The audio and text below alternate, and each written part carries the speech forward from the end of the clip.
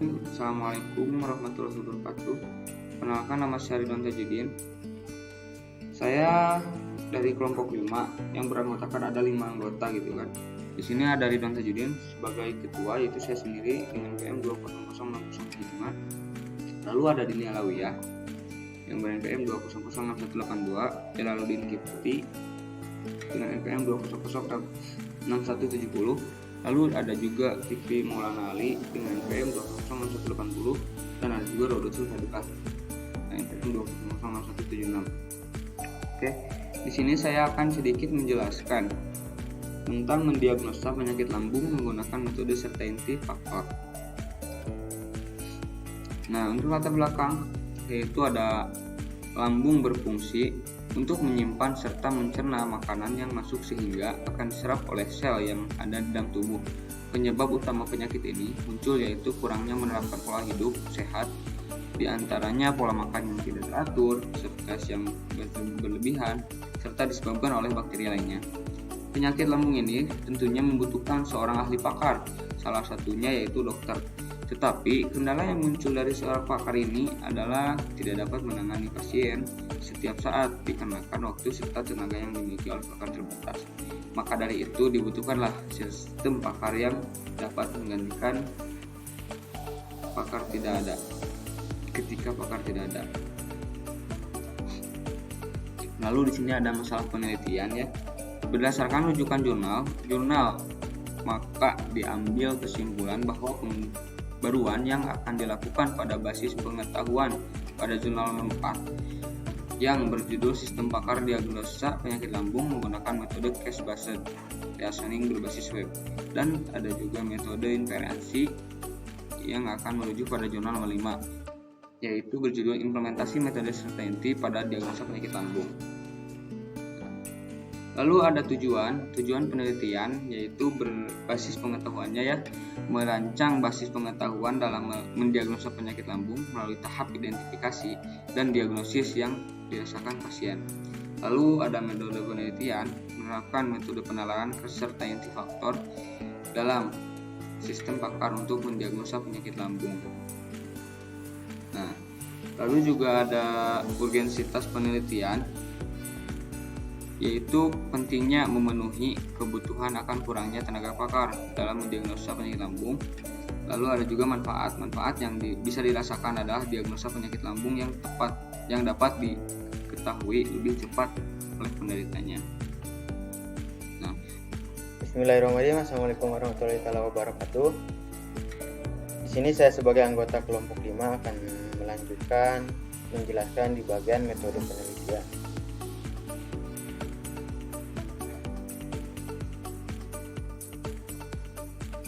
Yang pertama, tabel of sentence, yang dimana di sini ada beberapa bagian. Yang pertama, saya akan menjelaskan langkah-langkah. Yang kedua, dominan pakar. Ketiga, basis pengetahuan. 4, metode inferensi. Di sini ada beberapa langkah-langkah. Yang pertama, ada identifikasi masalah.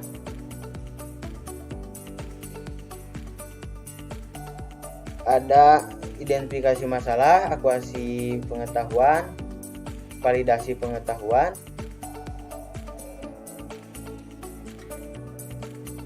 dan juga referensi pengetahuan.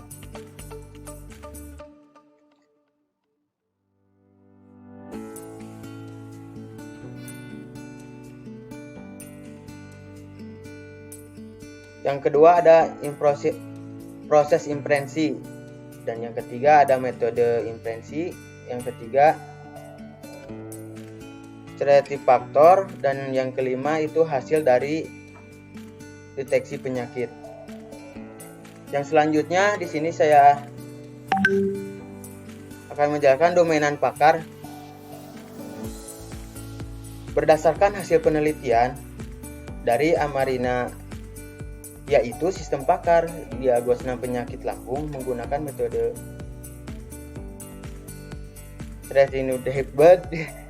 recording berbasis web dan hasil penelitian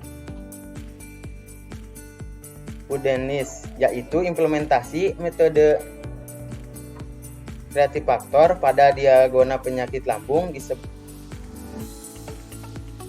Disebutkan bahwa pakar yang digunakan pada penelitian diagona penyakit lambung adalah dokter.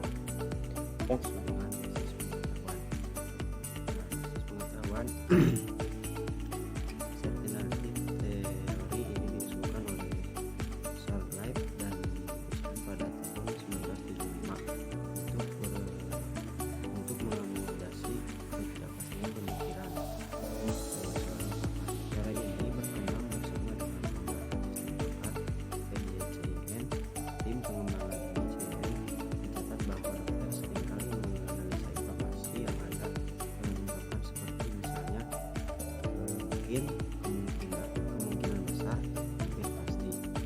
Langsung saja ke slide selanjutnya. Nah ini ya disebut tabel nilai implementasi. Di sini ada M.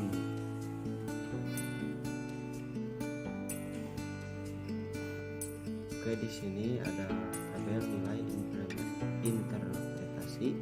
Nah, dan di sini ada ya kolom kepercayaan. Lalu di sini ada MB atau MB. Nah, di sini ada tidak tahu atau tidak tahu,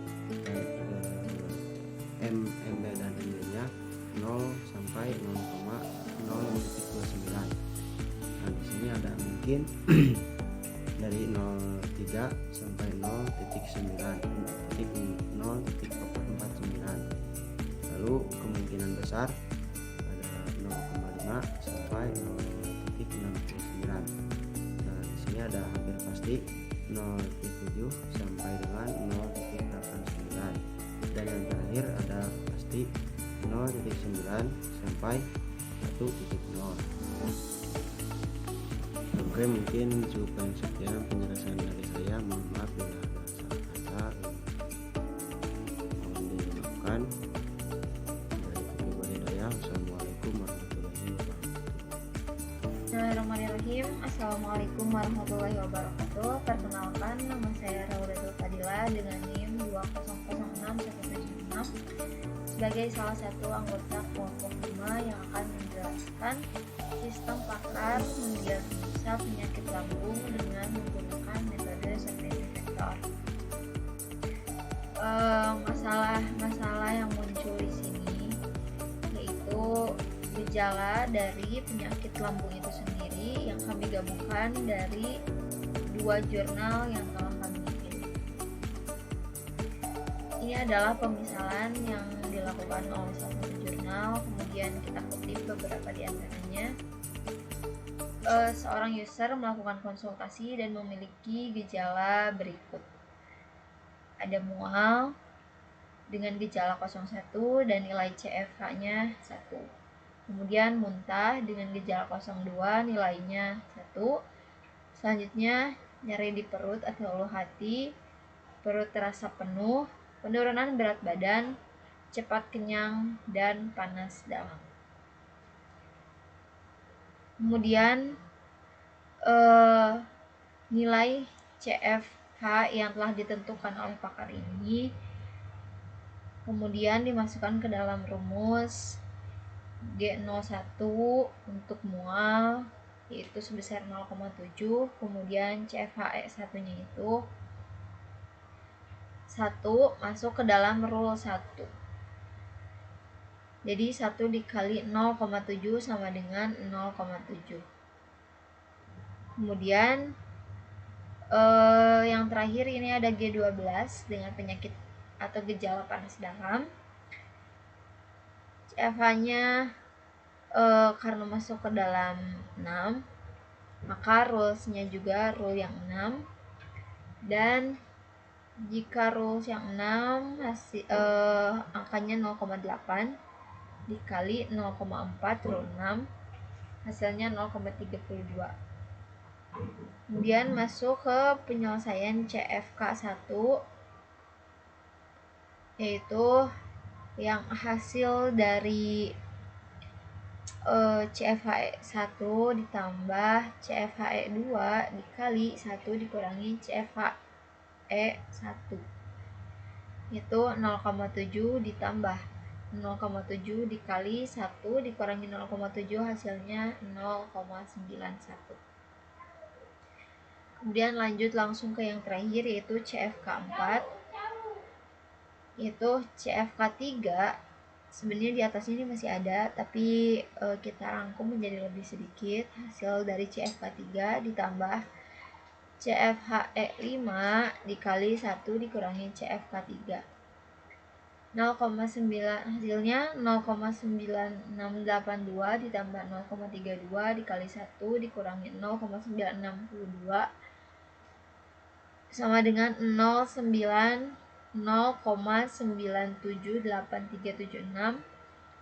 atau jika dipersenkan menjadi 97,84%.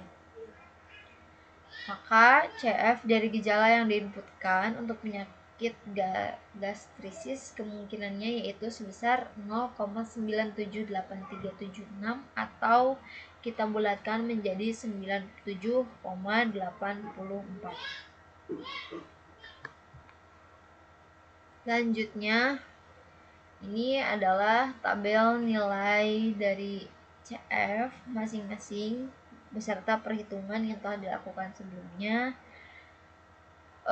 Ada kode penyakit dengan P01 yaitu gastris atau radang lambung, hasilnya 96,82%, dan begitupun selanjutnya sampai ke dispersia atom.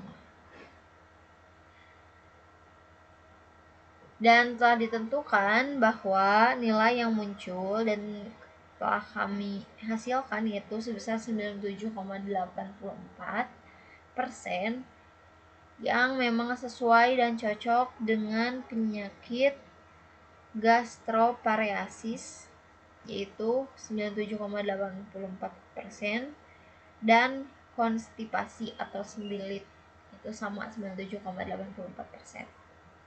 Setelah itu, maka dari perhitungan dengan menggunakan certainty factor pada masing-masing penyakit dan juga gejala yang telah ditentukan, maka diperoleh nilai maksimum dari CF ini yaitu sebesar 0,9783276, atau jika dipersenkan menjadi 97,84%. Itu tepat pada penyakit konstipasi atau sembelit dan gastropareasis, sehingga dapat disimpulkan bahwa diagnosa dari gejala yang telah diinputkan user merupakan penyakit konstipasi atau sembelit dan gastropareasis. Nah, berdasarkan gejala-gejala tadi yang muncul yang telah dijelaskan, ini adalah penggabungan dari kedua jurnal yang telah kami review dan menjadi sebuah pembaruan yang baru bagi kelompok kami. Selanjutnya akan dijelaskan lebih lanjut pada metode inferensi yang akan dijelaskan oleh teman saya yaitu Dini Alawiyah. Assalamualaikum warahmatullahi wabarakatuh. Perkenalkan, nama saya Dini Alawiyah dengan NIM 2006182. Di sini saya sebagai anggota kelompok 5 akan menjelaskan tentang metode inferensi.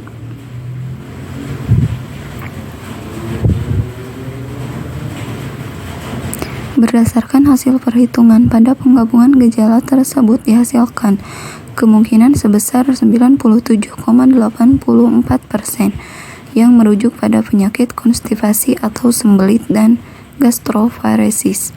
Hasil yang telah ditentukan tersebut menjadi kebaruan pada basis pengetahuan yang dilakukan, yaitu mendiagnosa penyakit lambung dengan menggunakan metode Kertaini vektor. Untuk sumber referensinya, di sini kami menggunakan 6 referensi file Word. Itulah penjelasan dari kami. Terima kasih. Wassalamualaikum warahmatullahi wabarakatuh.